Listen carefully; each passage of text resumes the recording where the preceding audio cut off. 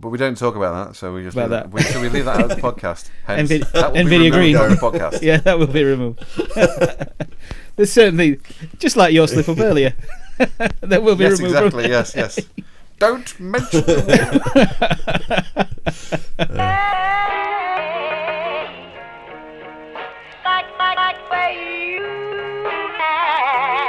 word. Welcome to the Graphters podcast.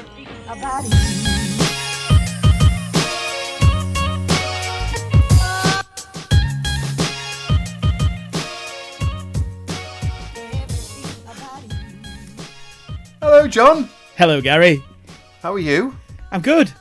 Do you know what? We almost made it to a month. I know. I can't believe it, actually getting things done and getting them done on time is quite surprising. And fully committing to Riverside FM, which is not a plug. I'm actually really glad we've done this because it just makes my life, so much easier. Yeah, wonderful bit of technology. And as you know, I'm a bit of a techno geek. Yes. We're very aware that you're a techno geek. Yep.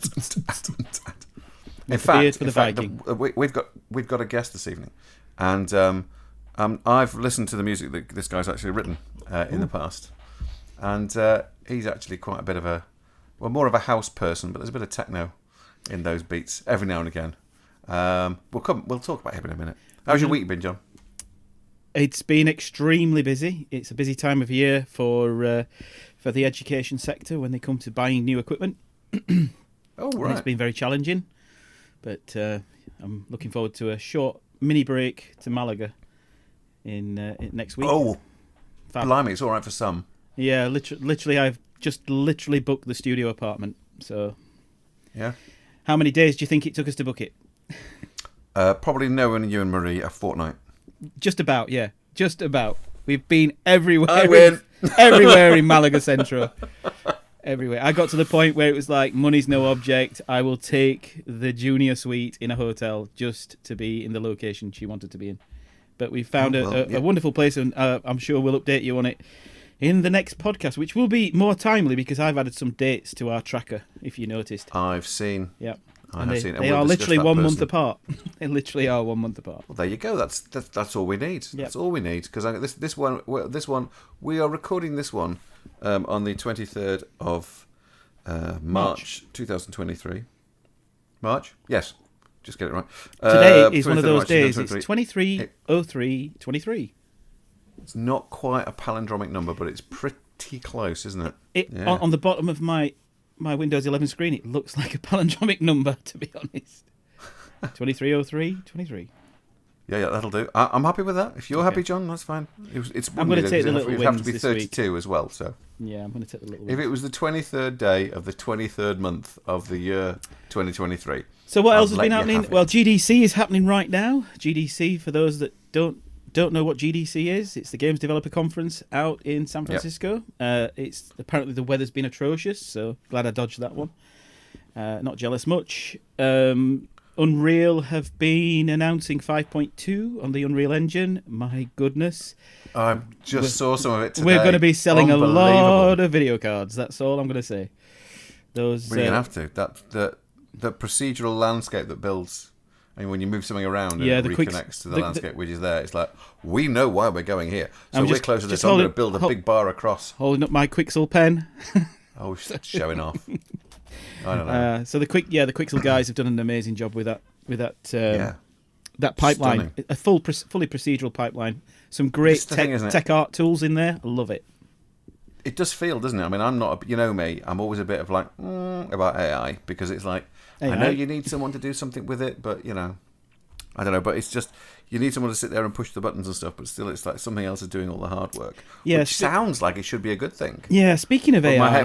My brain keeps going, you know, Skynet, John Connor, end of the world. Absolutely. Do you know what? I was considering who's writing the plugin right now for AI and all the camera systems in London that can literally facial track anybody that they want. There will be replace them with whoever they want. Well, but the thing is, there's no longer a need for somebody to be sitting there looking at each camera. They'll automatically go searching for that face. True, but there's. Have you heard of super recognizers? No. stupid recognisers are people who have an incredibly good memory for a face, and it's almost computational. That's great, but can they see 865,000 screens at once? Okay, well, maybe they can't do that. All right. Right. The other thing, enough of this. And just very quickly, the other thing for AI, because we always love a little bit of AI. Have you seen the new plugin that's coming for Stable Diffusion? Is it in Blender? And I got it in first. I got it in the intro. The Blender word is in the intro. It was going to happen at some point. I was watching a YouTube video. I can't remember who was reporting on it. I'm sure it wasn't NK this time. However, it was a plugin for a posable mannequin, and then it creates photorealistic. Yes, no, I did see it because I saw the picture. It was like a little woman, and then it was like this. Well, I don't know what size she was. I mean, she was at least 1K in image resolution. It was pretty good. I did enjoy it. It is scary. I think potentially. It's interesting, isn't it? I mean, if we can get to our guest in a sec, and I think this guest as well may have something to say about this, purely on a reference-based level. I'm pretty sure this. I'm sure he will have at least looked at this if he's not using it a little bit already. Anyway, I'm not seeing a nod on the screen, but you never know. No, we're getting confused now. I'll tell you what. Let's get past this shenanigans. I wonder if he's getting nervous now because we're building up to the intro and the first words. This is the thing. The build-up doesn't come from us. We've never gone, and this is X, and he does Y, and has been doing it for Z years, and he's absolutely amazing. A billion numbers. He is X, and he does come from Y, and he is amazing. And he is Owain Street, who is a motion graphic artist. His website is designhutch.co. Is it .co.uk, Owen? Yeah, it is. Yeah, and poor fella's known me quite a long time now. A very long time. Yeah. It is a long time, isn't it? It is. God, it's 23 years. No, 22 years now. Around about 22 years. Yeah. Yeah. Manchester. Yeah. And he still talks to me, so I can't have done anything too bad. So that's okay. Absolutely. Owen, anyway, enough of what I've just said. Can you introduce yourself and tell us who you are, what you do, and a little pocket portfolio, as it were, about yourself. Okay, yeah. Well, as you say, my name's Owain Street, which often gets confused with my address, which it isn't, but there we are. And yeah, I'm a motion graphic designer, motion artist, motion designer, whatever you prefer, with a background in graphic design originally. So coming from the old school approach of doing a foundation course in art and design and illustration and all of that sort of stuff, so totally analog, to doing a graphic design degree that again was pretty much analog, and then going into the world of using computers and all the rest of it, as we all now do extensively, and finding my way into the world of motion design. So I know right now there's a lot of people who go straight into being motion designers and know that that's what they want to be.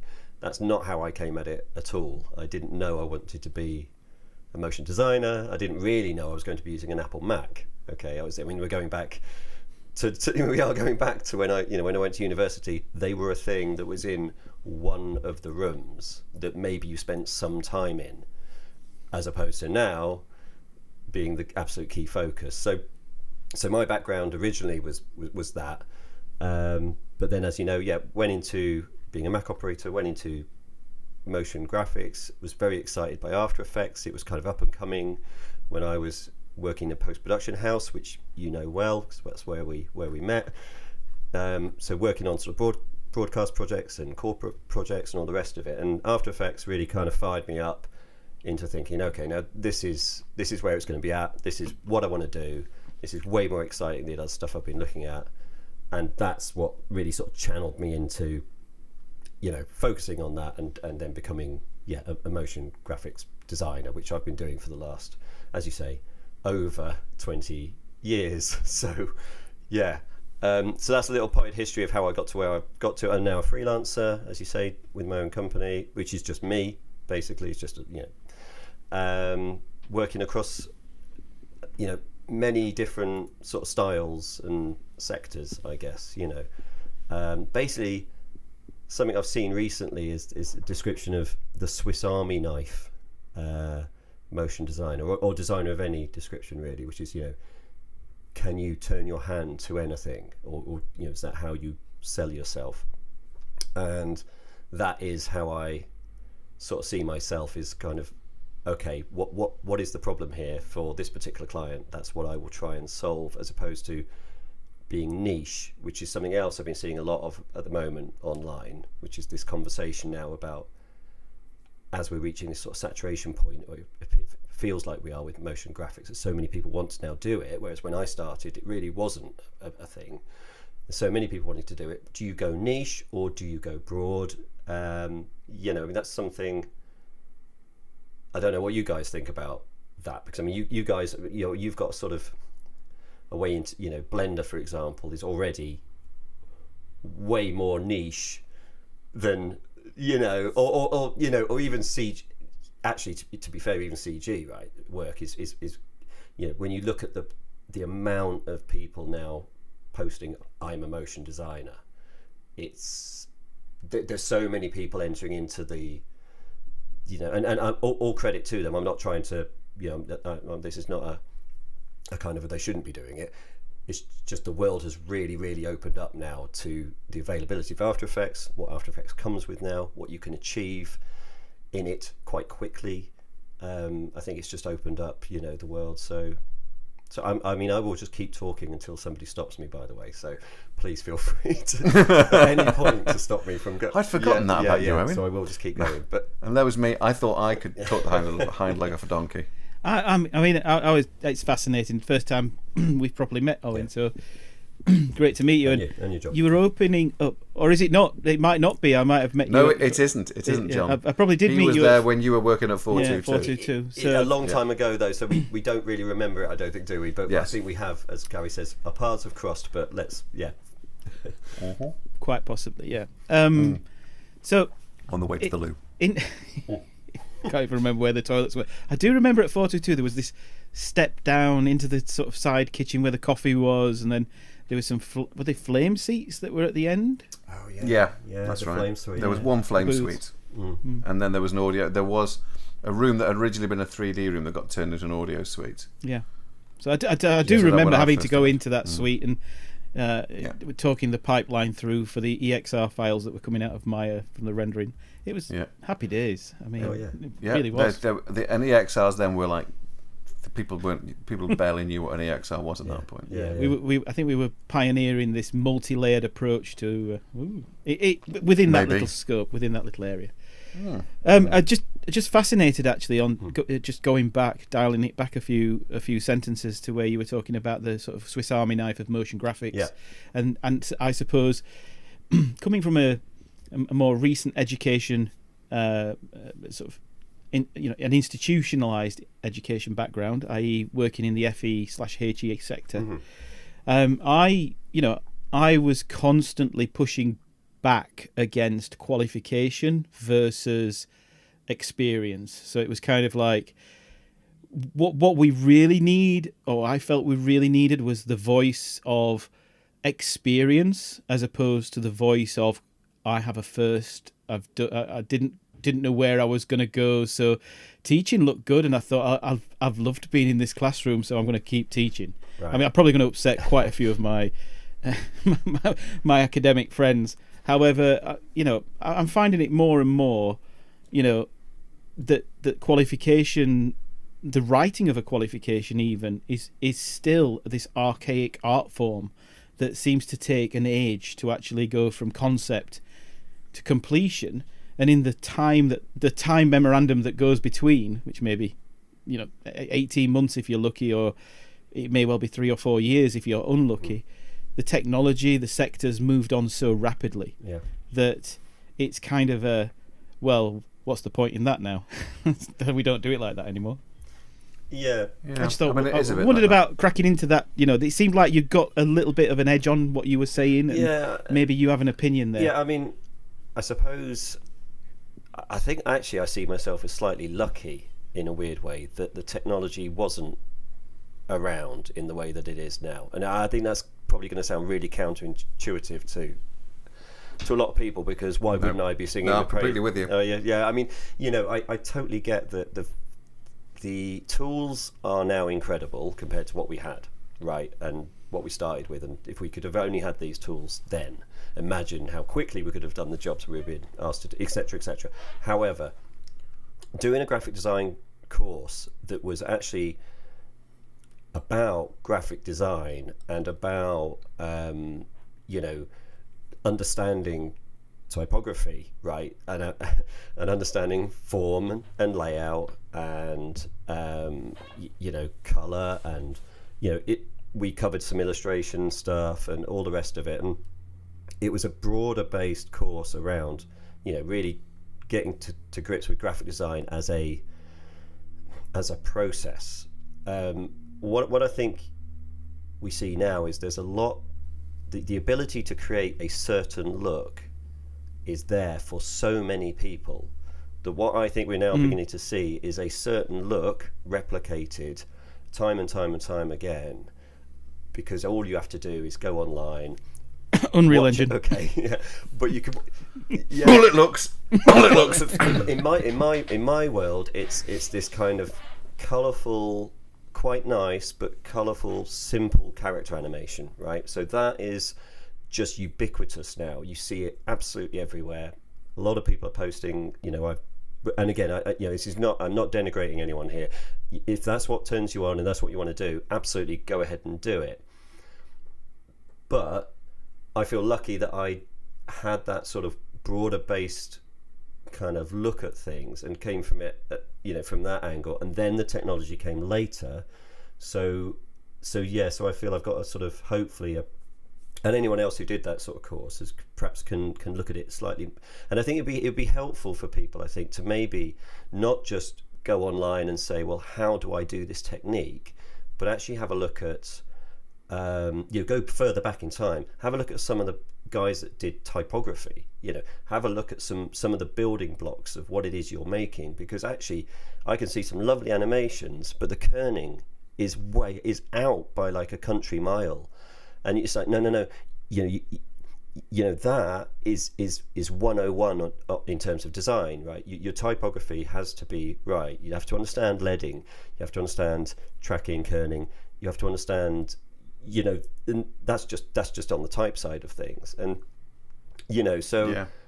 Well, even now, Owen, some of the things that I've been working on, and we've had things that's been sent to us, and by someone who is basically doing design work, where it's literally everything's on auto and default for all of the kerning.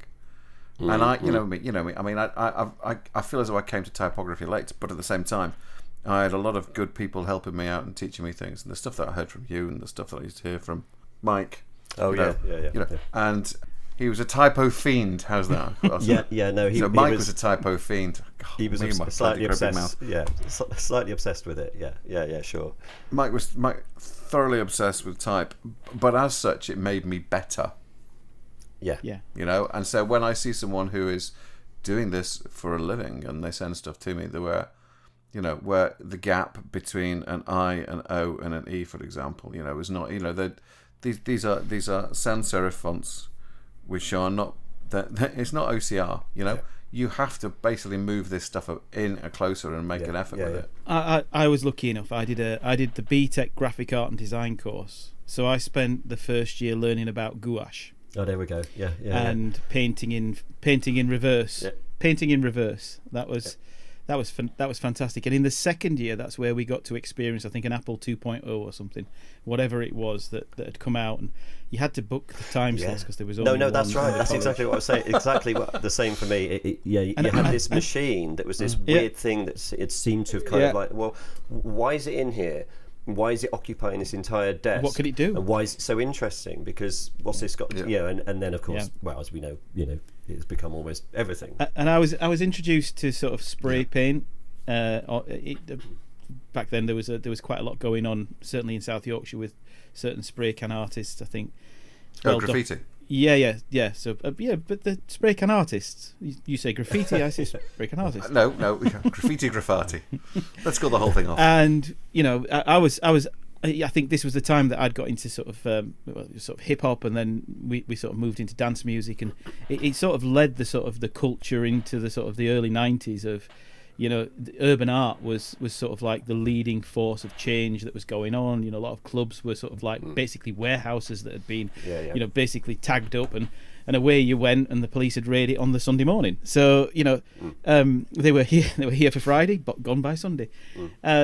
And I was fascinated at that point, especially with some of the American styles, the freestyle kind of graffiti art that was coming out, where letters and in Paris in particular, there was such a big movement in how to write words as art masterpieces, with lots of connecting arrows and subshadows and certain blending methods. And I mean, I still to this day follow a lot of YouTube. There's a lot of YouTube artists that are out there that are doing big big bold murals. We'll call them art murals because that's what they are, but effectively they're graffiti artists. And I think that's where my love affair of typography came to fruition. And here we are now. I'm doing, I probably can see in the background, Owen, there's a vinyl plotter, and I'm Adobe Illustrator is open on the behind his head. Just behind my head. There it is. There's that blue thing there. And we do press T-shirts, we do logos and stuff, and I'm just fascinated by how shapes can make people feel happy, and I think that's what text is. Text is shapes making people feel happy or uncomfortable. Just misspace the E in a letter, and suddenly everybody's triggered. Well, or are they, or is it just even their logo, even the company that even the company that sent the artwork was for, even their text wasn't. I mean, it was just. It just made me and one of the other guys at work, we were just there lambasting them for about an hour. About half an hour, maybe 15 minutes, maybe a minute. It felt like a lot longer. But it was just kind of like, it's like, they can't even spend the time to get the Ruddy Koenig right of their company's flipping name. Is that a reflection? Don't get me started on Pantones. Is that a reflection on us, though? Is it that we are from a certain generation where we place a lot of importance on that? I mean, for me, it is still important because, knowing where that's all come from leads you into the technology, right? So, the fact that After Effects is and all the rest of it is there came from, setting type on a press, right? And all the rest. So that stuff is important. Go on, sorry. Yeah, I think from the point of view of technology now, where we've come to expect that artists are technical again. There's a big certainly push in the game sector for technical artists, people that understand proceduralism and the way that connections are made in the development cycle of a product, whether that product be something like motion graphics or a visual, or a real-time visual effect that's going to go on in a game. I think it's a fantastic phenomenon, and what we've been seeing is that's where the magic in education doesn't happen. There's nothing there because there's no experience in there. In pockets there is, and we've had a few people on the show that have been extremely passionate and come from industry that we're grateful for that, but it's not the norm. It's the exception, unfortunately. The thing I find is that I think the problem is that then the education that you had and the education that I had, I started doing 3D at uni when it was like they had to explain to us what a mouse was, and it was bonkers. Yeah. No, it was this is a mouse. This has been created by Steve Jobs, which is rubbish. It wasn't. It was stolen by Steve Jobs. I can say it now. He's not here. What, in the room? But it's like this whole sort of backstory about what a mouse was, and we were all like, okay, what does it do? But next to them is a sodding great plotter, which we could understand. But no, it's like now, I think that in the education for us at the time was being created. The systems, everything were being created. They were being put in place during the course of us doing our courses and as we came out the other side. And as you said, Owen, there's so much stuff now that everyone can just do. We can do pretty much anything. All you've got to do is learn how to use the tools. But that context that you get from the history of things really, really helps. It's like I've recently been finally trying to get my head around colour space, because I understand what colour space is. Okay, all right. This is a good one. Yeah. Okay. It's a minefield. But the best way to No, go on. I'm interested. Which colour space are we talking about? Okay. I'm interested to see where this goes, because this is an absolute doozy. It's a doozy. It's a minefield. Yeah. It's a minefield, and the reason, but it's only a minefield because a lot of people have never had to properly learn about colour space. There are only a few people out there who completely understand it, and I don't completely understand it either yet. I'm getting better at it, I really am. But it's like the way to understand why it's such a problem is you go back to the very beginnings when people were doing everything with film. You know, they went through it went through its first bath and then a one light, and you worked with that, and then you graded off of that. So there's this one process. The film was one thing, and it went through this one process. Now, the moment digital stuff came to play, everybody they didn't even get the Betamax VHS war battle, or for more modern people, the battle between Blu-ray and what was it, DVD HD. These one battle. Instead, you had Sony with one different camera with a different color space and gamut, and then you had Red with a different one and different color space and gamut, and then Amiras with a different, the Alexas with a different color space and gamut, and then it's like, how do you work with all of these and get this together? And then all of a sudden, the Stanley knife, the ultimate box of Aces CG comes, and then you've got to fit the color spaces that you've got into Aces CG. So you work all in Aces, and then you spit out what you want at the end, be it Rec 709 or whatever. So, but it's still this. It's this colossal mishmash of stuff that everyone sort of goes, why doesn't this just work? And it is. It's for, in terms of pipelining and doing stuff, color space is a nightmare, and everybody is still trying to learn, and they're still trying to get things together, because it's like the Dark Ages again, as everyone tries to work it all out. But there is all the information is out there, but people kind of, I think some of us expect it to be just tell me what you want me to do, and and walk away from the whole colour space malarkey. But you can't, because it's an absolute picking nightmare. Yeah, I'll stop now. But you do that. My point is basically that I don't feel the education necessarily, and this isn't everywhere, but in some places the education that's required to get someone out and into an industry. You've got academics teaching you. You haven't got people working in the industry teaching you. But that's getting better. Yeah. That is getting better.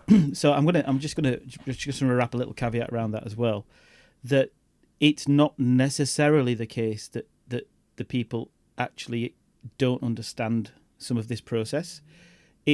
It's quite possible that there just isn't space and time for it to take root properly, and there just isn't enough time. Is the word, I think, is the ultimate thing. And I do beat the drum loud, but sometimes I think there is, having been in that situation where there's so many, to coin Lee's term today, there's a billion things that I want to teach you. A billion and Lee will be listening to this, because he has liked us on LinkedIn. So Lee will be listening to this, and that means he's got no excuse. Then he's going to have to come on. I've already tagged him into the planner. So, but there is a lot of things that you just can't actually make fit the qualification. I'll go back to that caveat of the qualification be leading the narrative. And for me personally, I thought that education was a place where people went off and dreamed the next dream. But I do believe that there are willing is there, and if you've listened to some of the other things that I've been saying, I am madly passionate about upskilling the trainers, teaching the teachers, giving staff development opportunities. I'm canvassing senior leadership teams to build that space. We need that space for educators to go off and be creatives, to experience the pipeline, to rack their brains. Yeah, I discovered something recently, and I guess a quick thing. One of the things that seems to be required, broadly speaking, in the production, TV, film, audio as well, I guess, is that people get to a certain stage now where they've reached, say. I mean, think about me. I'm going to be 53 in a couple of weeks. Yeah. You know, yeah. Looking down the wrong end of a pint glass. No. It's still the right end. If the liquid comes out and hits you in the face, it doesn't matter if the hand's shaking. It's still going somewhere in your mouth. I just mean you have to tip it a bit further to get to the bottom. But the thing that I've noticed, I was talking about it with somebody, and they were saying that people of my age, a lot of us aren't still on the factory floor. We've progressed up and higher, and our knowledge of what's happening on the factory floor isn't there anymore. That happened to me in education. I got too high up, and I couldn't have an influence anymore at the shop front. I'm not sure that argument necessarily needs to hold up anymore. I mean, that you only need to go online. I mean, if you're talking about the world of, motion graphics and CGI and all the rest of it. I mean, you guys are already talking about the latest tech and all the rest of it. And actually, that is something that has changed radically, right? If when I wanted to learn about After Effects, I bought a book. Okay, yeah, that is how I learned After Effects, right? In all seriousness, this is not just sort of some like, oh, I'm old, I was analog and I bought a book. I bought a book. It was by Chris and Trish Mayer, right? And that, he probably has. They did two. I mean, they've done more, I think. Well, they've definitely done more, but they did two at the time. And one was something like creating motion graphics in After Effects, and they've done one as well. Have they done one? Oh, that's your book, right? So that's your Learn Cinema 4D book.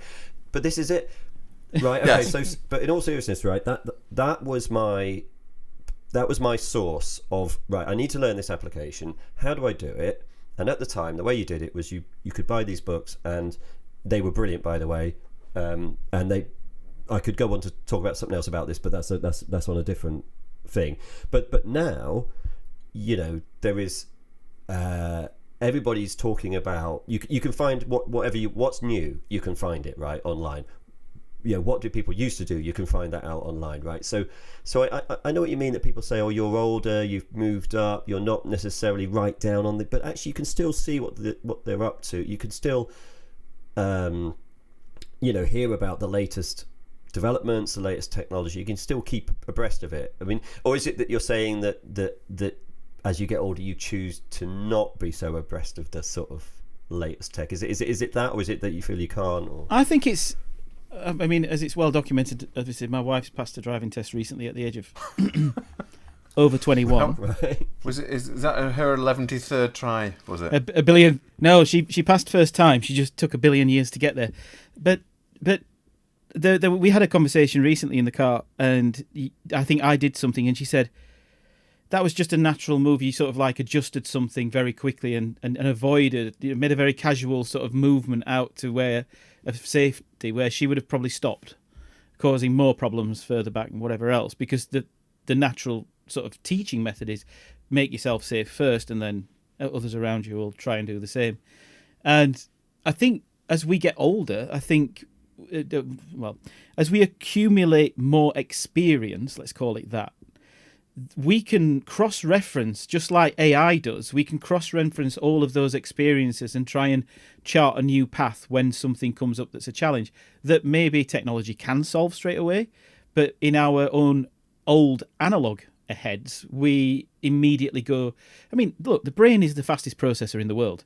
And I think what Gary's saying is, as the experience leaves the shop floor, then that adaptability is replaced by practiced excellence. People that are extremely good at some technology that can finish a product off, but not necessarily then adjust quickly to a change. I mean, we talk about, I don't know about yourself, if there are any children in your world, or grown-up children as they are now, but certainly, yeah, big bit of Peter Pan syndrome here.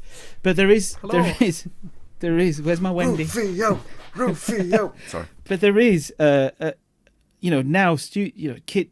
No, I don't want to say kids, but young people of today are faced with an enormous amount of I suppose, responsibility to be better than the generation that came before them. But they're also, that generation is also their biggest critics, or they feel that. But I think that's down to the fact that we're probably not very good at actually communicating our amazement at how amazing that they are, what they can do, that we probably I feel I couldn't do some of it anyway. Yeah. The wokeness, I had to say, but the wokeness of people these days that are younger, I think is a concern that we've got to sort of try and, I do a talk at colleges where I've stolen it from Simon Fenton from Escape Studios, but he mentioned in one slide, and I've made it into an entire presentation. That's me. Of course you have. But there is no such thing as a no. It's simply not yet. You've got to be able to absolutely. You've got to be able to process that. And when I talk to the students, I said, "This is when someone tells you in an interview, or when someone comes in from industry and says, what you really need is resilience. You need resilience. Resilience is just processing. No, that's all resilience is. You're going to get a negative, process it, turn it around, find out where the gap is, change the gap, or even change direction. Maybe you will realise quite quickly that that's not the direction you want to be in anyway." Yeah, I think that's it. I think coming back to what I was saying about when I mentioned there was a saturation point with motion graphic design, I think we are going to enter into a period of time where a lot of people are going to really want to be involved in that sphere, right? They're going to want to be motion designers, and all power to them. But there does seem to be a kind of collective kind of agreement, really, that it is reaching a bit of a saturation point. And so that is going to connect to what you were just saying there, John, about people hearing no, or basically feeling they've been rejected because there may not be at this given time the space for all of these people to be doing it. They could all be equally as good, right? It's not necessarily about a lack of talent, or a lack of trying, or a lack of desire. It could just be simply that there are so many people wanting to do this now that there just aren't the places. Now, that's going to end with, unfortunately, some people feeling they tried, they were met with, they might see as resistance, or they might, and I don't want anyone to feel that at the end it would ever be personal, because it almost always never is, right? In the world of work, actually, if you put forward a portfolio, it just wasn't the right fit, or someone else got there first, or if something's posted on LinkedIn, if you weren't there a nanosecond after it was posted, then already 100 people have gone for it. Those are not great odds, right? So I've been thinking about this quite a bit, having a look at just how kind of busy the sort of motion graphics scene has got right now. And I think that's possibly something that I do have sympathy for the younger generation, in that the competitiveness in terms of just the sheer amount of people wanting to do the same thing has really increased. When I used to say I was a motion designer 20 years ago, often I had to explain what that was. Do you know what I mean? I had to say what that involved, and you might have seen some of my work on like a TV show maybe, or a commercial. Oh right, it's to do with television. Oh right, okay. Now I remember when they used to be on slips where you used to put what you do for a career. The only thing I could put down, I'm sure the same way you, was graphic artist, because there was nothing else on there apart from graphic artist, designer, for like forever. Exactly. Whereas now, because it's motion design has become sort of synonymous with social media now, because everybody wants to post something visual, so that has really opened it up in a huge way. So we've got this kind of social media delivery of how much visual content is put online every second. It's whatever it is insane. Well, there's a crazy algorithm, isn't there? The internet doubles the storage doubles in every 2 weeks or something. Something crazy, right? It's crazy, it's exponential, isn't it? Yeah, exactly. So and because of that, the desire to do motion graphics has increased dramatically, and but there is still this saturation point, So I don't know quite whether something else is going to happen where there's going to be like a niche of, okay, now I just do social stuff, I just do graphics for for Instagram or for what. I don't know if that's going to. I think the good thing though, Owen, is that the consumption rate for good content is only growing, because it is only growing, and therefore, if you want to be, and this is to shout out to any of our listeners that were born after 2000, if you want to be in this field, the world is literally your M.2 drive. You can go for it. It is, but I think the issue I mentally have now with this is, it used to be that being a motion designer meant you were a designer who worked in motion. So the design part came first, and the motion came second. That's a very valid point. Yeah, and I think now what's happening is people are learning motion design, but they're not learning how to be a designer. Oh, I couldn't agree more. Absolutely. So this is the thing where everything comes out. This is the thing where everything comes out all exactly the same. Yeah, 100%. Games development, the same thing. Yeah. Games development, same thing. So this is why when somebody does do something, when someone does create something, and this could be from any agency out there, all of a sudden someone has this like little moment, and they think, "Oh, that'd be good," and they push forward with it because it's something which is fundamentally brand new that no one's ever done before. That's great. Yeah. And then there's so many people who just clone the whole thing for about another 2 years. Yeah. I mean, that's a really big issue. And so what was originally a brand new wonderful thing becomes very quickly now, because things don't linger anymore. Everyone's attention spans have been so dramatically reduced because of things like social media. Particularly the fast turnover stuff like TikTok.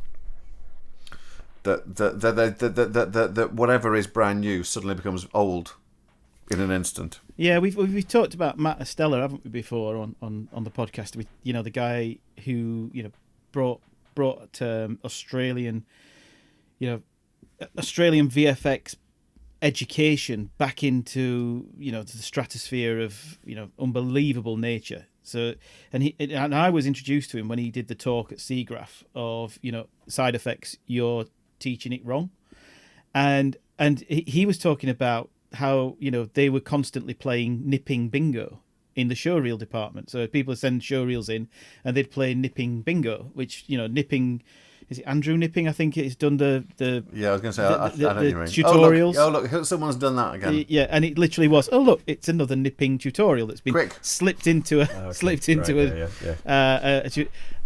and there was a stage where After Effects got like that. If you remember, who was the guy in After Effects that did all? Who's the website? That CG. I know. Video Copilot. Andrew Kramer. Yeah, Video Copilot. Yeah. Andrew Kramer here. I remember walking into Barnsley College and I saw 4 portals, 2 teleports, and goodness knows however many other things happening on screen. And I was kind of like, "Oh, you've got Video Copilot," and they were kind of like, the tutors were kind of like, "What?" I was like, these are all YouTube videos. They've just copied the tutorial. Yeah. And I mean, you're absolutely bang on. I mean, Andrew Kramer and Video Copilot would just, I think he was like the first sort of superstar, as it were, wasn't he? Of kind of like, oh, hold on a minute, this guy was.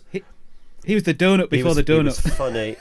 Oh no, that's Andrew Price. Don't confuse things. I know, but just to contextualise. He was funny. Well, I mean, is right. I mean, I just know the guy doesn't post anything like what he used to do, right? So back when he was. Does he need to? I mean, he wrote a whole plugin system. No, he probably doesn't need to. But he was funny, wasn't he? He was funny. He was cool, and the stuff he did looked great, and you could emulate it. But he was a pioneer, I think, for doing things like Gary's Gen VFX. It was that sort of pioneering, easy speak, radio type, voiceover that just carries you through the tutorial and keeps you interested. My God, you're making me sound so much better than the crap that I've recently watched your latest one. I really enjoyed it. I'm making them shorter. I'm making them better. In his credit, no. Sorry, Owen, I have to plug them out. Owen, at one point, I remember probably about 4 years back now, maybe even longer than that. You contacted me, and you were asking me about Blender. Right. Yes. And it was engine parts or some machine parts or something like that, and they were like flying together. Yeah. Do you remember? Yeah. I do remember. Yeah. Did you ever? I did it, but not in Blender. I'm sorry. You did it in Cinema 4D. Cinema 4D. Yeah. But no, I did. I did that little thing, and it worked out. It was quite nice. It was this sort of assembly of parts of. Do you know what? What was the actual machine now? It doesn't matter. But yeah, it was like all complicated parts, all having to assemble. It was a classic. And as we're now meandering into this territory of what you're doing with what software you're doing it with, it seems like you're doing a lot of commercial software. So what's your opinion on open source software? Well, look, no, I mean, look, do you use any of it? Okay, so I'm going to disappoint everybody and say no, I don't. I don't. You are basically an Adobe whore, and I'm very aware of it because you have to be if you're doing motion graphics.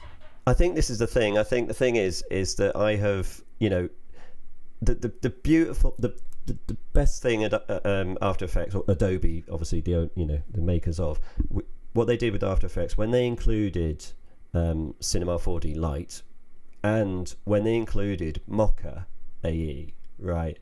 They just changed it up in a really, really, just in a way that just sorted it all out. For those things that were missing, they got it. And in Adobe's sort of to their credit, I think they saw the gaps and went, okay, hold on, we get it. You just 2.5D, as everyone used to call it, isn't enough anymore. You need something else. Well, here it is, but with like bells and whistles, right? You've even got some, not a lot, but you've got some MoGraph capability inside Cinema 4D Lite, right? So you can do, some simple MoGraph animations inside Cinema 4D Lite. You don't even have to pay, no extra money goes anywhere. You just can use it. You can model in it, you can animate in it, you can texture, you can light, you can do a lot. And it just comes with After Effects. Well, that's fantastic. And Mocha, I used it. I've used it quite a lot. And I did a short film a couple of years ago. It wasn't my short film. Sorry, I was the VFX guy on a short film, and it was all Mocha work. And again, I didn't have to spend a penny because it was just built into After Effects.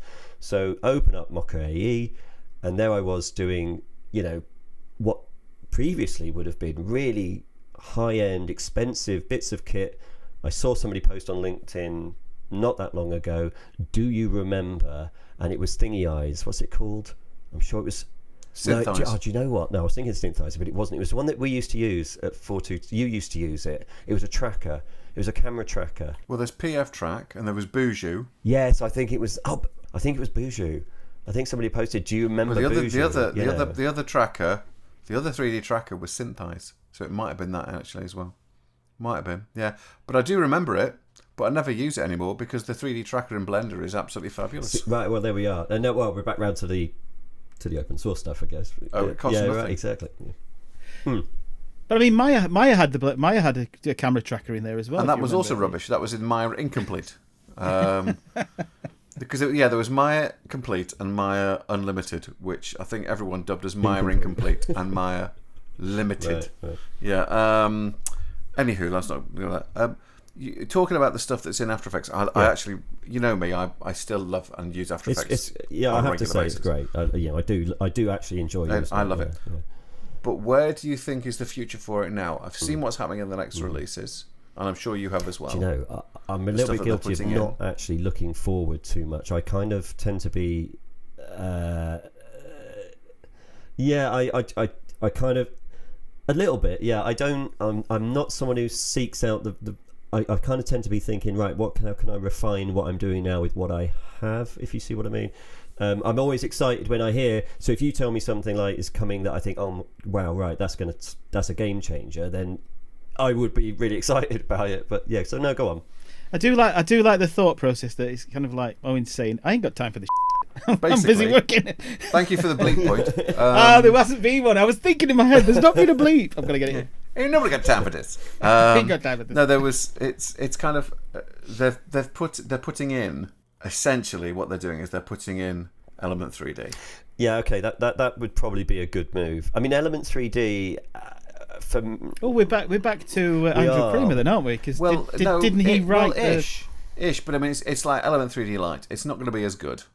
And it's not something that allows you to like take a shape and then manipulate it up to here and stuff, or the titles to fringe, where all the little bits come together and stuff, which is all done by him actually. Yeah, he's done a lot of good stuff actually. Effects. Andrew Kramer, he's not just seriously good guy. Yeah. All that planet stuff he did for Star Trek, the first Star Trek. Oh my days! I love that. And the thing is, they still hold up now. They're like.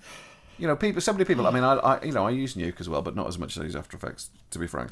And I use Fusion as well. Yeah, Fusion. Yeah. Still good. Well, it's like Darren was the one who used it. Mate, sorry, just to explain after everyone who's listening to it, if anyone's listening. How did we get Darren into this conversation? He was absolutely Oaksy man, Oaksy. Loved Fusion. He was Fusion mad. Absolutely loved Fusion. Yeah. He just totally believed that if you weren't using Fusion, you were just not going to get the same comp. It just wasn't going to happen. But whatever you did, Flame, nothing. At that particular time, he was probably right. And I'm not. And this is. But Darren, in retrospect, has proved to be right about a lot of things that I don't want to admit to. That I have is like, Gary, you don't really know what you're doing there, kind of thing. I've got Irish. Why have I got Irish? That was an interesting one. I just came Irish for some reason. But he, there's a lot of things you can do in Fusion which you couldn't do in After Effects. You can now, but even that they're constantly doing their ACES pipeline and improving on it. So in After Effects, and so this low rent animation of 3D objects is coming in, which is great.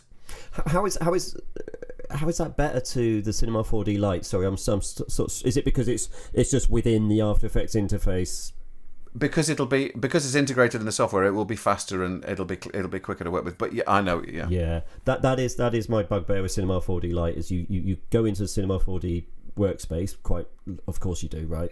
But then when you come back out to then render it and do all the rest of it inside After Effects, the hit that you get on that is pretty unacceptable. It is. It shouldn't be as slow as it is for that rendering. If you're using the Cinema 3, if you're using the Cinema 4D render engine, which you are fundamentally when you're doing that, it should be as quick. And it really isn't. I mean, it's because it really isn't. So no, I'll be interested to see what they do with this kind of, like you say, this integration of the.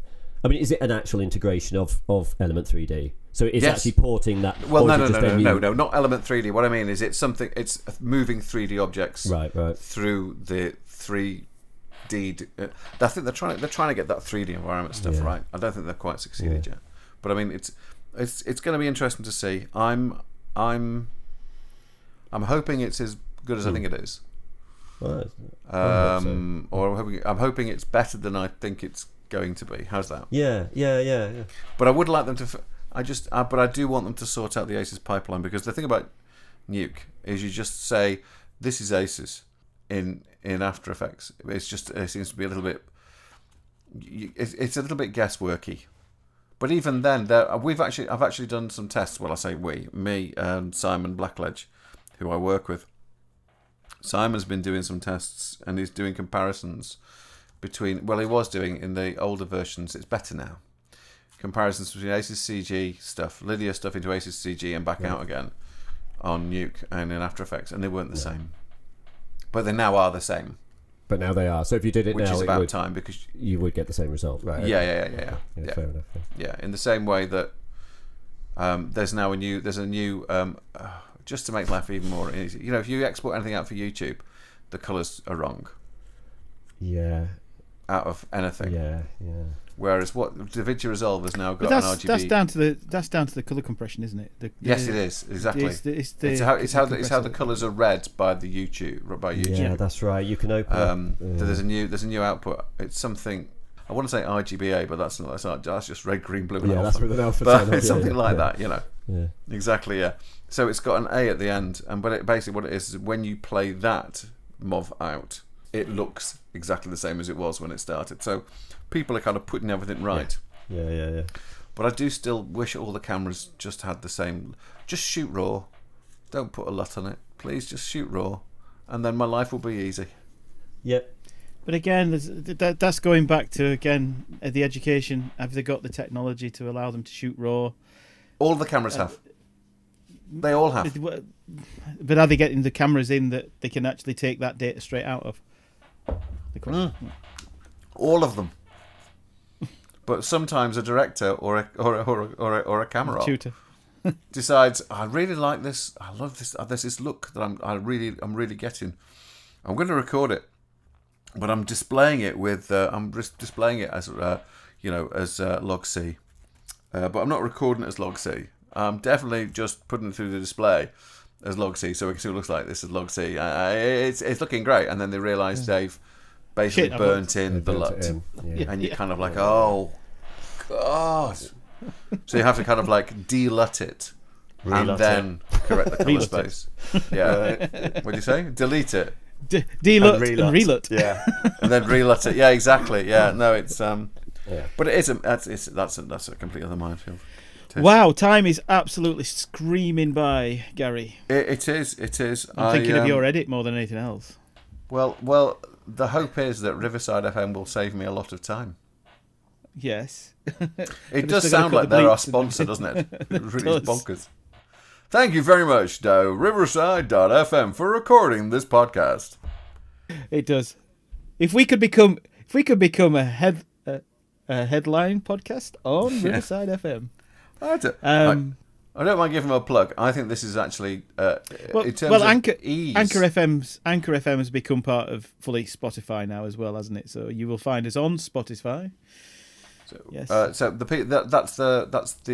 aggregator, not the aggregator. Sorry, that's the no, it is the aggregator that we fire out our podcast through. Yeah, and then it goes to all the other bits, but mostly Spotify is the one I share. People are going to be listening to you on everything. I know. Oh, that's very well. That's excellent. It is, yes. It is. I have to say that this has been one of those. This could have almost happened in a bar, and I'm not saying that because we're all having a cheeky little Thursday. Yeah. Yeah, I ran out halfway through and sent several texts to my lovely wife saying, "Bring the bottle." Beer. I did actually have a Guinness, and I've had a bottle of Madrid. Yeah, I should have brought Exceptional. a second one up as well. I ran out, but I don't understand. You've got an office there, but no bar fridge. What is going on, Owen? Do you know? I know. I mean, it has occurred to me, especially in the summer. If I just had a little fridge just tucked down there, that'd be perfect. But I haven't done it yet. Exactly. Do you remember when we were at 422 and all the suites had like little fridges? I do remember it well. Yeah.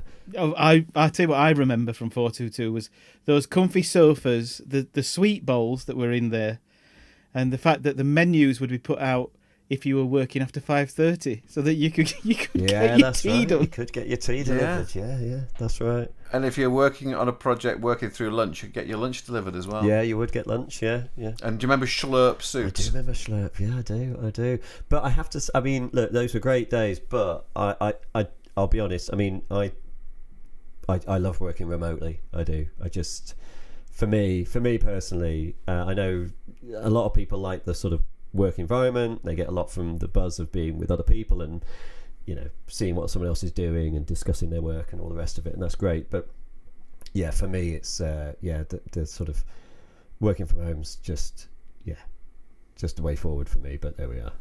I get more done when I'm working from home. I find out I'll get up earlier and I'll work longer. Well, it's about 45 minutes for me to drive from here into central CBD City. Yeah. And it's like tomorrow morning I'm working from home, which means I'll be up at 6:30, which I would be up at 6:30 anyway. Yeah.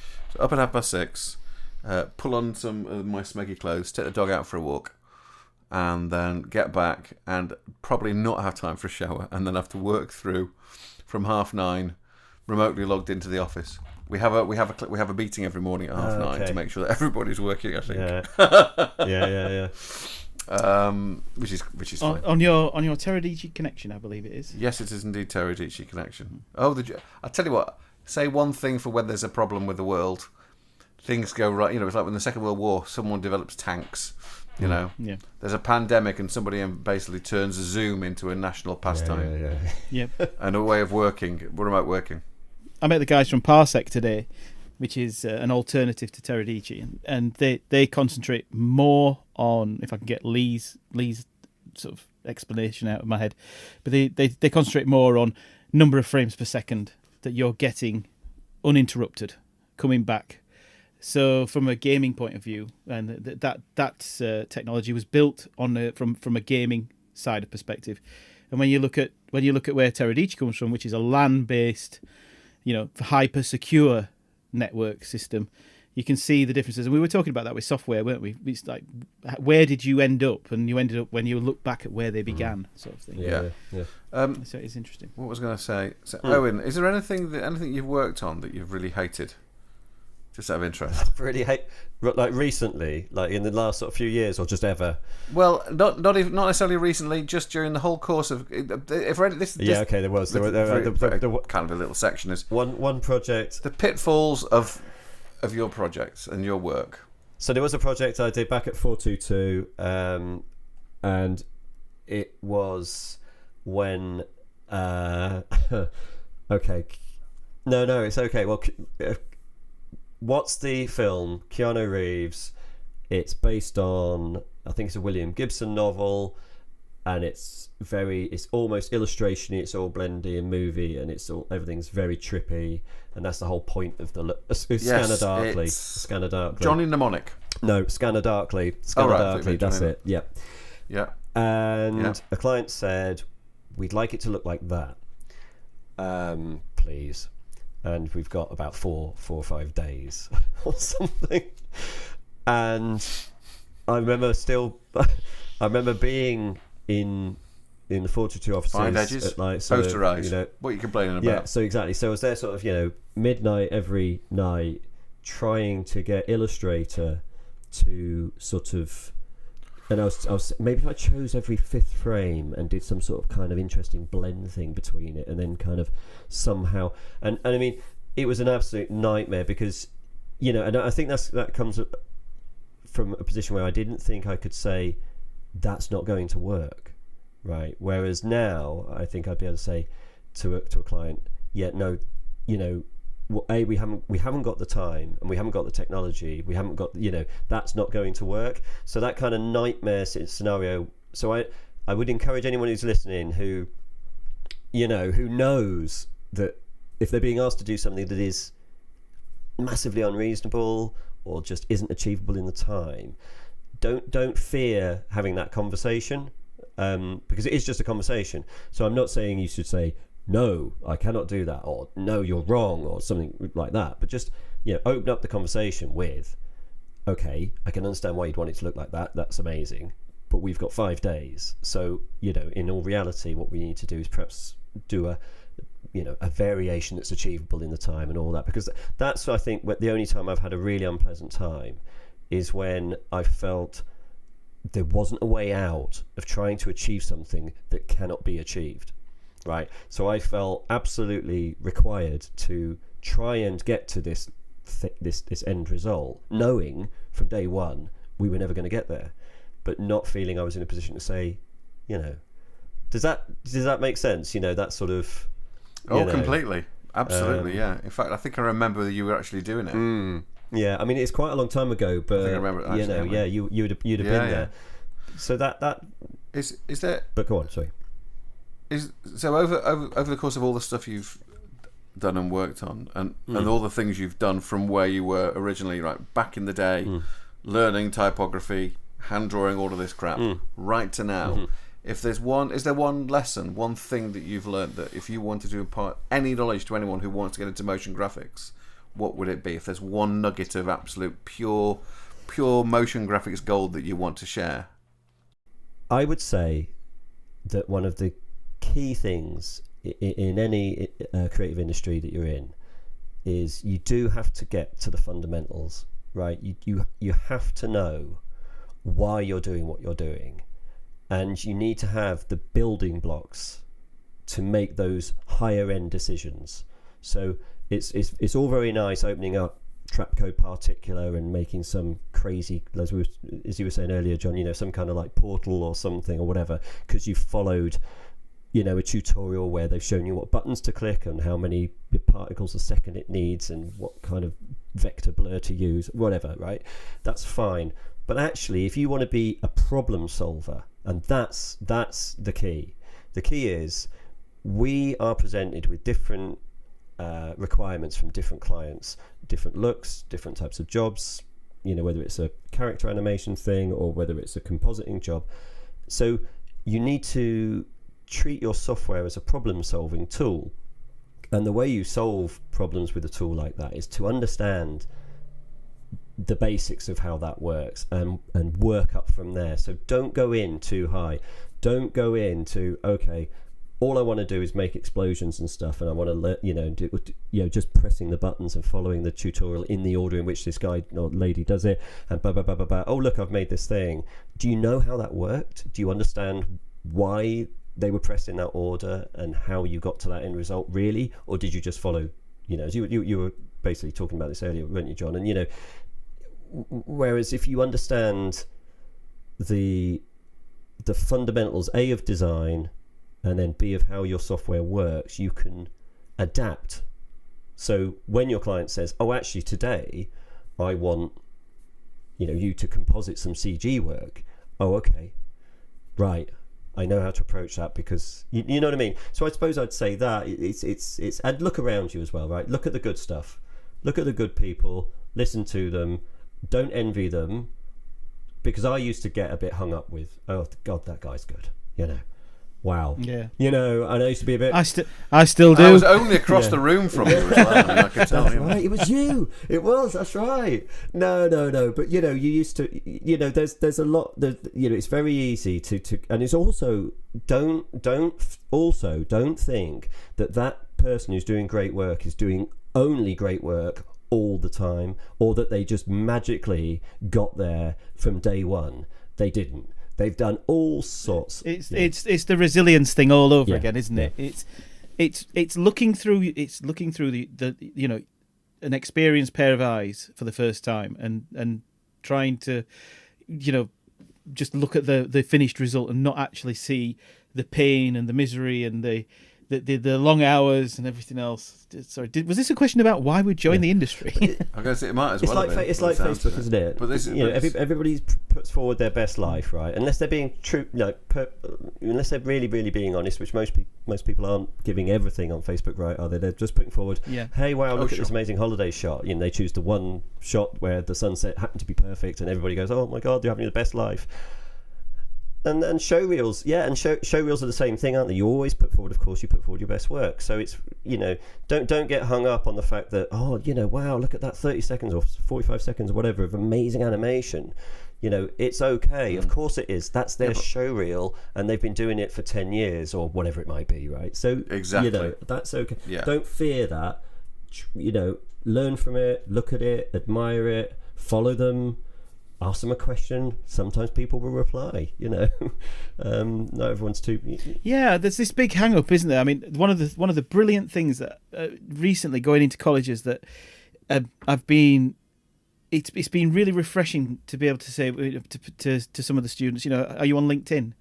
And that's a professional business connection, network. It's not a social site in that sense. Although some people don't really get it, and they do post lots of social stuff.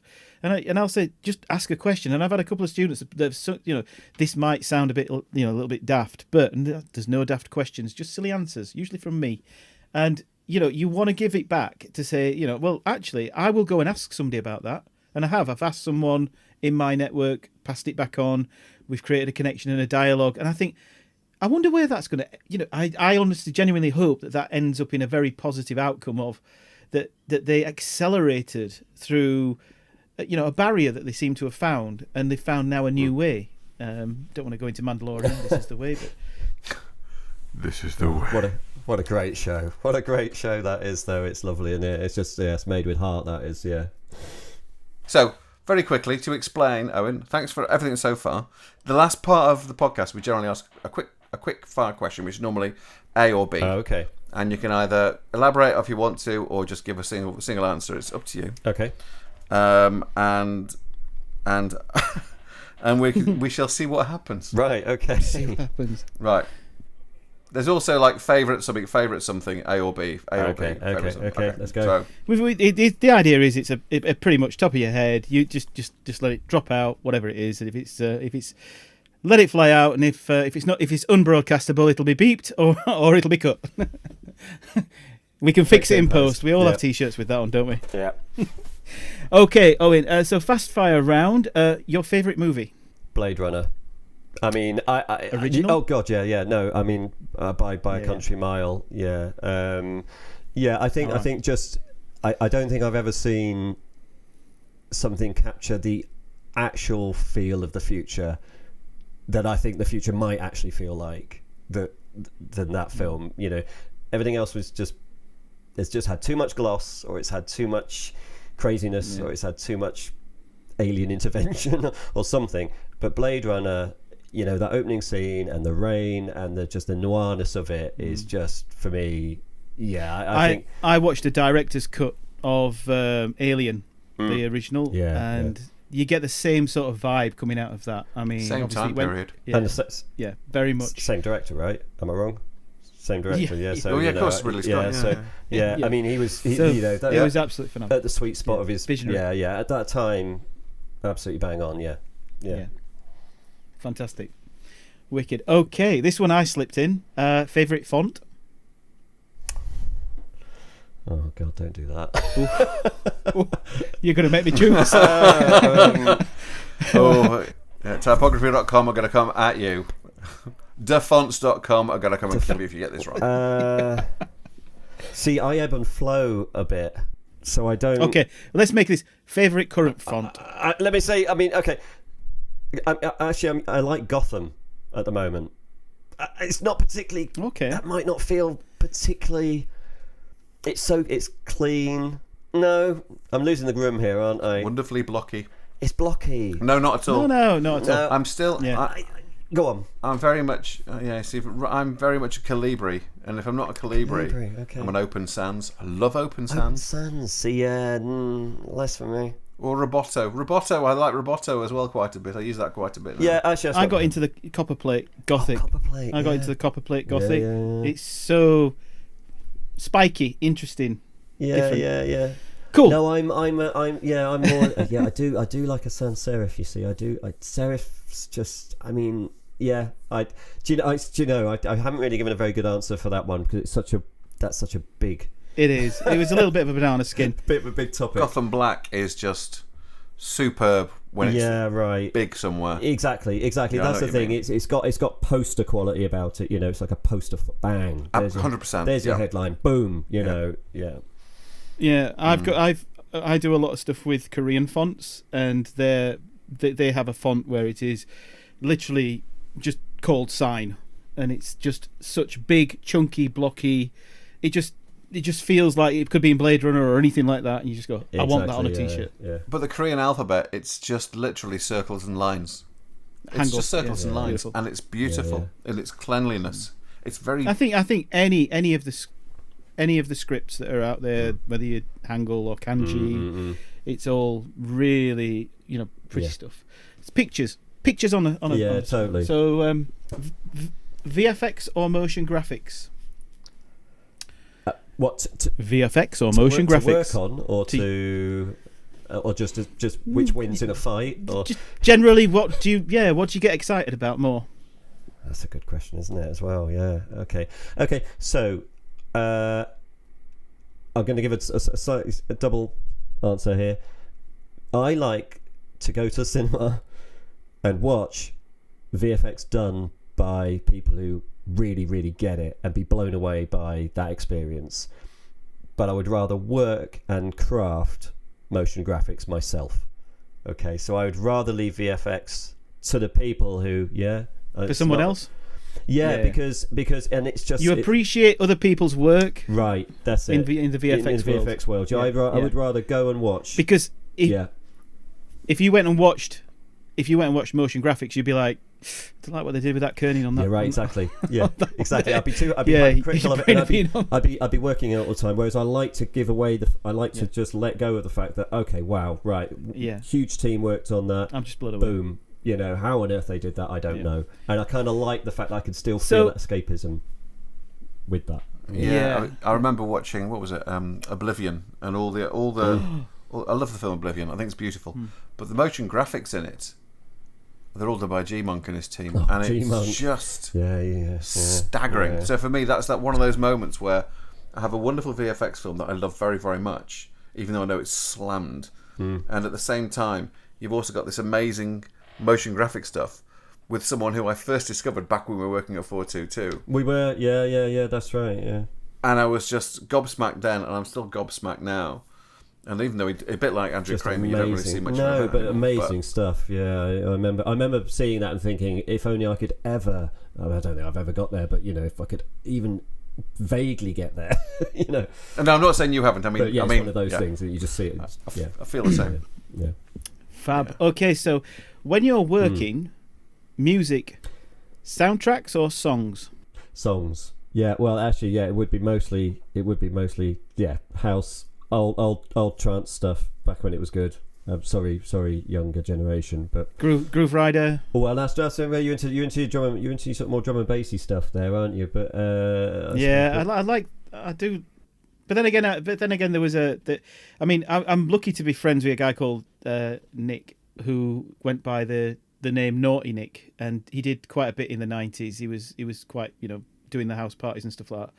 And he's brought a renaissance back on YouTube, doing a lot of stuff, through the fact that when everybody was locked up in COVID, he was able to just get the decks out and start spinning again. Yeah. And wow, I'm so glad he has, because it's like some of the old stuff. Is he's brought Love to Be back, so they're doing the Love to Be in Sheffield now, and a bit of, I think, Gatecrashers planned. Oh, Gatecrash, some of these old iconic, and I was talking to some students about Hacienda, and it was like, you will just never experience Hacienda. That's so sad. Yeah. I mean, yeah. Those are the days. But don't worry, because they've all got vapes and TikTok. Oh yeah, TikTok. Okay. So, industry or education? Industry or education? I think we pose this question usually. What would you like to see yourself working in? I think it is, isn't it? What do you enjoy the most? Would you like to teach ever, Owen? Yeah. I could. I could see myself teaching to a degree. Yeah. I mean, I've done some tutorials in the past. Did a couple for Red Giant many years ago. Yeah, like trap code stuff got picked up, didn't it? That I did, and they, yeah. So I was very happy to do it, but I didn't feel very natural doing it.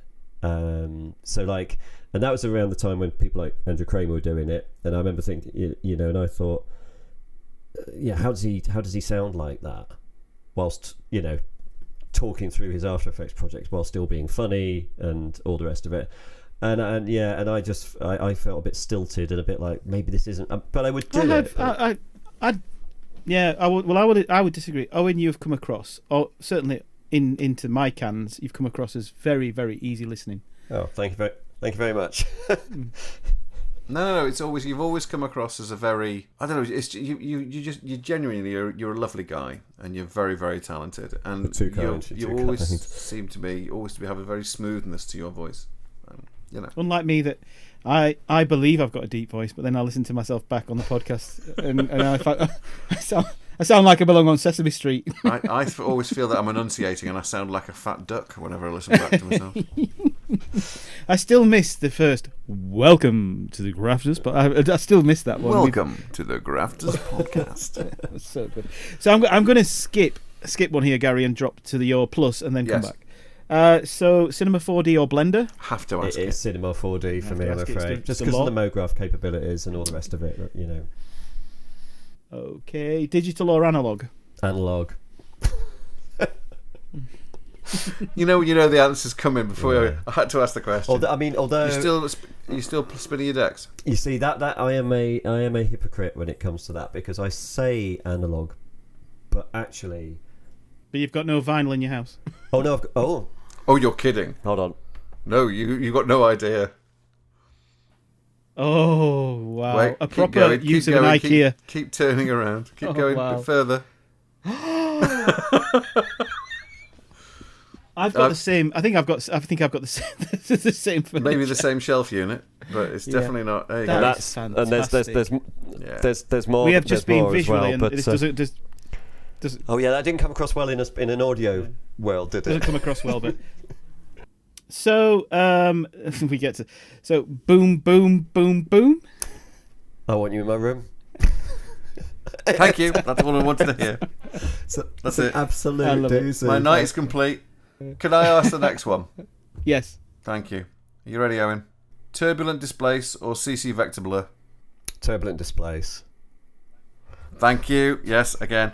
It's one of those things, it's like I use them both so much. You know? Turbulent displace, it's more I versatile. use them so much. Yeah, you can get more out of it. Vector blur. Yeah.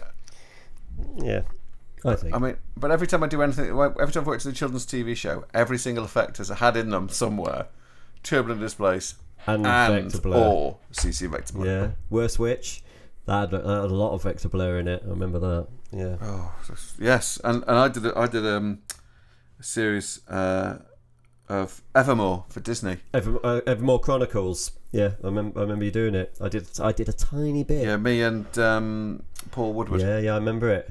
I did a tiny bit, and I was there was a little bit of roto work that was incredibly. Oh God, you did. That's right. I got you. Yeah, you covered some stuff, didn't you? A little bit. Only a little bit. I think you were mostly doing alphas, as I recall. Yeah. I was just an alpha monkey. Yeah, that's it. You were an alpha. Yeah, you're a Matt monkey. Matt monkey. You roto monkey. That's it. Yeah. And the final question, the big question that everyone wants to know: custard cream or bourbon biscuit? You can decline to answer if you wish to. But we may have to comp it in post. There's only right. Okay, so you're on a desert island, and there is only a box of bourbons or a box of custard creams. I'll have the custard creams. Those are the better ones. If that's where we're going. Yes. Right. Okay. Yes. 100%. They're all the better ones. That's what. Sorry, yes. I didn't know whose was whose there for a second. Yeah. No custard creams. A bourbon biscuit.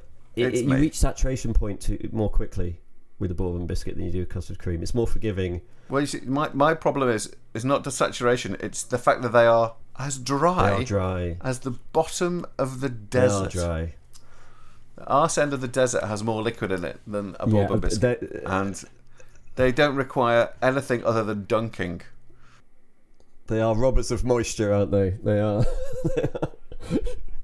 I just think that you've never experienced the proper Crawford's bourbon biscuit. Maybe it's this. You've just advertised Crawford's biscuits as well now. If only they were listening. If only they were listening. Could I have some gluten-free ones, please? No. This is not off menu. You can't talk about Corsten Press and suddenly find there's a barrel of it over here at your door. Oh dear. Do you listen to any podcasts, by the way, Owen? Do you know more generally music when I'm working and stuff? So no, I don't enter not generally. But then if these ones, like industry-based ones, I would listen to more than. We're being loose there. We're being loose on the industry. Well, you know what I mean. More reminiscence. Yeah. I mean, I've got into if there is a set of podcasts that I would recommend for easy listening, No Such Thing as a Fish is fantastic. If you there's about 2 billion of them. They're just so many, and it's the people who do QI. Oh yeah, so you get the sort of, so it's just not the actual presenters, it's the people that actually the people behind it write the stuff behind it. Yeah, it's so funny. It's all good. So. No, it's all right. It's fine. This is perfect. This is great. It's good time to stop. Nice one. And so on that note, can I just say, Owen, I know there's a bit of short notice, but thank you so much, and I'm really pleased to actually have someone who talks and actually does motion graphics on, because people forget that this is actually very much a part of the industry. Yeah, sure. Yeah. In every film you see, when they're trying to explain where somewhere is, it'll go and it will come a motion graphic. It's everywhere. It's everywhere. And it's a really big part of it. So thank you so much for coming on. Not at all. It's been a joy. So yeah, anytime. And it's been an absolute pleasure to meet you. Yeah, and you, John. Look absolutely. forward to meeting in IRL at some point. We'll have a beer. Absolutely. More than likely. Absolutely. A couple of years down the line, when we've got thousands of people watching and we have the live show. Yeah, well, this will be like at the Seagraph. There'll be the Graphters podcast, and we'll all be invited in for the 100th anniversary. We'll all have a Zimmer frames, but we'll be there. We'll be in a physical form. Whether we'll be there, we'll be fine. In a physical form, I'll be able to hug my friend for the first time in ages. No, absolutely. Yeah, no, it'd be good. Absolutely. I miss Owen. Yeah, no, absolutely. Yeah, no, we cool. had a good time back in the day, didn't we? It was all good. It was all good. So it was always a bloody good laugh. Yeah. Yep. Look forward to listening out for this in 2024, and it'll be out before then. Listen, everybody, thank you so much. Thanks for having me. Always a pleasure, never a chore. Right. Thank you very much. Good night, Owen. Good night. And so, John? It's good night from him. And it's a good night from him as well, and also me. Good night. Thanks again, everybody. Bye. Bye.